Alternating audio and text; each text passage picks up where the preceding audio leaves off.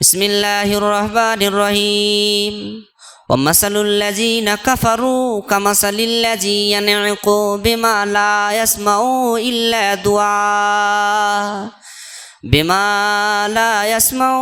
إلا دعاء ونداء صم بكم عمي فهم لا يعقلون।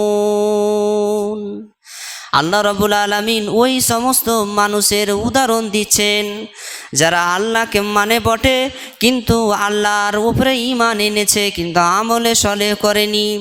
কোরআন বলে তাদেরকে এক আর ওরা চলে এক, হাদিস বলে তাদেরকে এক আর ওরা চলে এক। আল্লাহ রাব্বুল আলামিন এই সমস্ত লোকদের কথা বলছেন। কি বলছেন? ওয়ামাসালুল লাযিনা কাফারু, যারা আল্লাহকে অথবা আল্লাহর আইনকে, আল্লাহর কোরআনকে, আল্লাহর নির্দেশকে, আল্লাহর নিষেধকে যারা মিথ্যা মনে করে। ওয়ামাসালুল লাযিনা কাফারু, যারা অস্বীকার করে। কামাসালিল লাযী ইয়ানকু বিমা লা ইয়াসমাউ ইল্লা দুআআ ওয়া নিদা।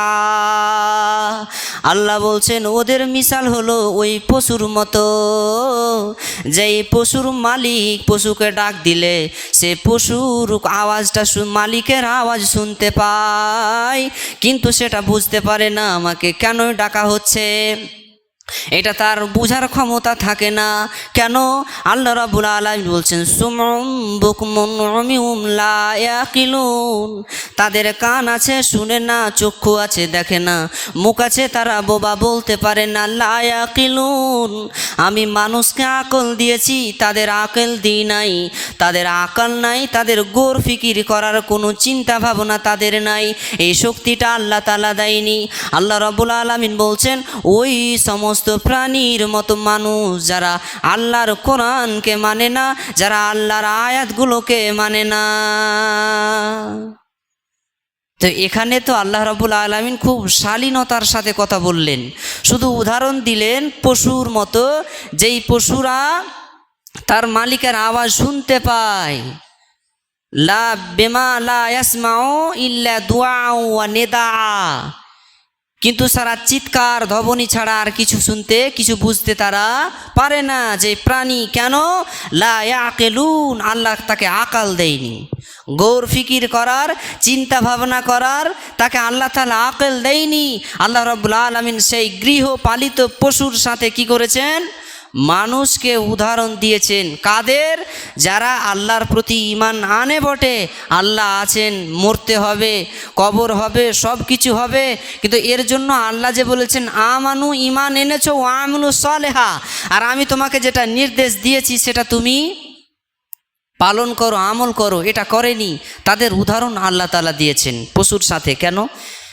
একটা রাখাল সে যদি কি করে, কিছু গরু ছাগল নিয়ে মাঠে চরাতে যায়, তো মাঠে যদি চরাতে যায়, এক পাল গরু ছাগল আছে, দেখছে কিছুক্ষণ পরে যে একটা গরু অন্য কোনো মানুষের বেড়া ভেঙে তার ফসলে ঢুকে যাচ্ছে। তো মালিক যদি কি করে ডাক দেয়, তাহলে ডাক দিলে সে হয়তো মুখটাকে ঘুরাবে, কিন্তু বুঝতে পারবে যে কেন ডাকছে। ক্ষমতা আছে, আল্লাহ এই আকলটা দিয়েছে। ওকে যদি বলে ঘুরে আয়, তো ঘুরে আসবে? আসবে না। কিন্তু ওই মালিকের আবার একটা ছেলে যদি যায় কাউরে গাছে আম পাড়তে, আর সে যদি ওকে ডাকে তুই ফেরত আয়, তো আসবে কি আসবে না? আসবে। কেন? এর ভিতরে আল্লাহ তাআলা আকাল দিয়েছেন। তো আল্লাহ রাব্বুল আলামিন এখানে যেটা বলতে চাইছেন সেটা হচ্ছে এই, আল্লাহ বলছেন কামাসালিল লাযী ইয়ানকু, হে পৃথিবীর মানুষ, ইয়ানকু মানে পুকার না, মানে ডাকা। তোমাদের মসজিদে প্রতিদিন তোমাদেরকে ডাকা হয় 5 বার করে, 5 বার করে তোমাদের মালিক ডাকে। 5 বার করে ডাকার পরেও যদি তোমরা তোমাদের মালিকের ঘরে নাম না লিখাও, হাজিরা না দাও, আল্লাহ রাব্বুল আলামিন বলছেন ওই মানুষেরা হলো ওই গরু ছাগলের মতো, যেই গরু ছাগলকে ডাকা হয়, মালিকের আওয়াজ তাদের কানে যায়, কিন্তু ওরা বুঝতে পারে না। তেমনভাবে আল্লাহ রাব্বুল আলামিন বলছেন, যাদের কানে আজানের আওয়াজ যায় কিন্তু তারপরে মসজিদে আসে না, আল্লাহ বলছেন ওরা মানুষ নয়, ওরা হলো পশু প্রাণী। এটা আমি বলিনি, এটা আল্লাহর কোরআন বলছেন, মিনিয়ে নিবেন। আল্লাহ তো এখানে শালীনতার সাথে কথা বলেছেন। এবার আপনি চলেন, আল্লাহ রাব্বুল আলামিন আরও কঠিন করে বলেছেন, কঠিন করে। সূরা আরাফের 179 নম্বর আয়াতে আল্লাহ তাআলা বলছেন, কি বলছেন? আমি মানুষের চোখ দিয়েছি দেখার জন্য, কান দিয়েছি শোনার জন্য, মুখ দিয়েছি বলার জন্য। আল্লাহ বলছেন, আমি মানুষের ভিতরে এমন কোন মানুষ এই পৃথিবীতে আছে যাদের অন্তর দিয়েছি কিন্তু এরা উপলব্ধি করে না, কান দিয়েছি কিন্তু ওরা শুনে না, চোখ দিয়েছি এরা ভালো কিছু দেখে না।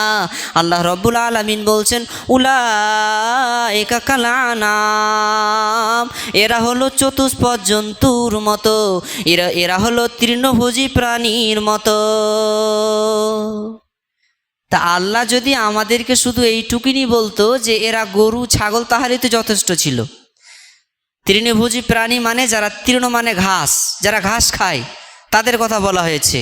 উলাইকা কাল আনাম, ওরা হচ্ছে তৃণভোজী পশুর মতো। তা আল্লাহ এইটুকুন বললেই তো বুঝে নিতাম যে আমরা গরু না হলে ছাগল। কিন্তু আল্লাহ তাআলা এইটুকুন বলে ক্ষান্ত হননি। আল্লাহ তাআলা আরও আক্ষেপের সাথে বলেছেন, কি বলেছেন?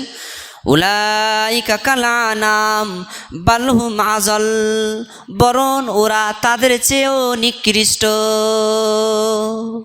তো যে আল্লাহ রাব্বুল আলামিন আমাদেরকে বললেন, লাকাদ খালাকনাল ইনসানা ফি আহসানি তাকবীম, আমি মানুষকে সর্বশ্রেষ্ঠ করে বানিয়েছেন। যে আল্লাহ রাব্বুল আলামিন বললেন, ফাতাবারাকাল্লাহু আহসানুল খালিকিন, আমি সর্বশ্রেষ্ঠ জাতি করে আমি পৃথিবীতে মানুষকে বানিয়েছি।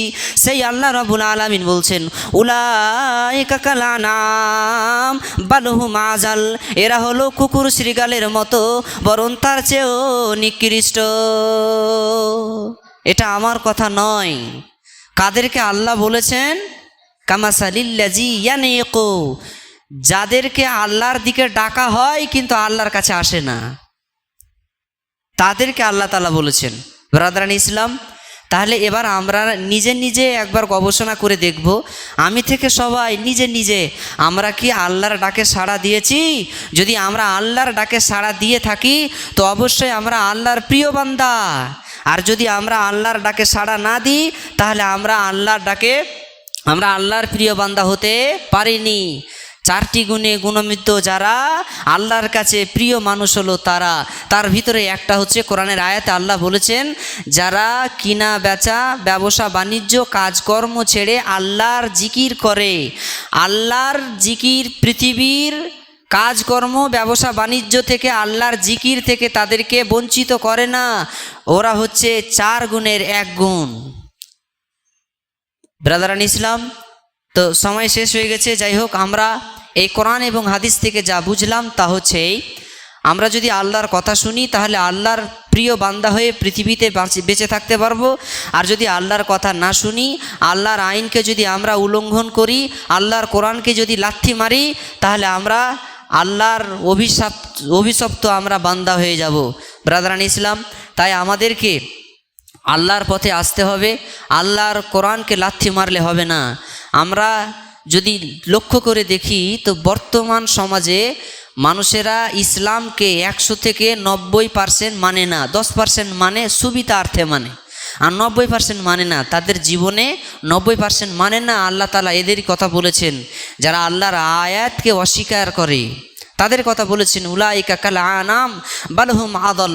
আল্লাহ রাব্বুল আলামিন যেন আমাদের সকলকে মানুষে পরিণত করেন এবং আমরা যেন আল্লাহর কাছে প্রিয় মানুষ হয়ে উঠতে পারি। আল্লাহ যেন তৌফিক দান করেন। আল্লাহুম্মা আমিন। আউযু বিল্লাহি মিনাশ শাইতানির রাজিম। বিসমিল্লাহির রহমানির রহিম। কুল হুয়াল্লাহু আহাদ, আল্লাহুস সামাদ, লাম ইয়ালিদ ওয়া লাম ইউলাদ ওয়া লাম ইয়াকুল